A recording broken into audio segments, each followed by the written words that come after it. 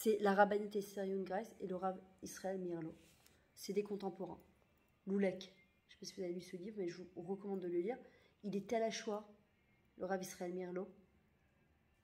À 4 ans, il a perdu ses parents, et avant de mourir, c'est une lignée de 38 générations de tzadikim. Les parents du Rav Israël Mirlo ont fait jurer à son frère Naftali, qui est niftar il n'y a pas longtemps. Il lui a dit, tu me promets de sauver ton frère et d'en faire un tzadik. Il s'est engagé. Son frère Naftali n'était pas forcément très religieux. Et peut-être c'était son tafkid sur terre. Il a sauvé son frère dans des conditions les plus horribles. Le keta le plus émouvant dans le livre de Loulek, mais j'en ai pleuré, c'est quand le Rav Israël Mirlo, il est intronisé en tant que grand Rav d'Israël. Son frère Naftali, il regarde et il dit « J'ai accompli ma mission ». Rav Israël Mirlo, il a rencontré les plus grandes personnalités jusqu'à aujourd'hui. C'est une personnalité. Il aurait pu pleurnicher sur son sort. J'ai perdu mes parents, j'ai vécu la Shoah, la rabbinite Esther Young-Grace aussi. Elle a écrit plusieurs livres, La vie est un test, Un amour engagé, Une vie engagée.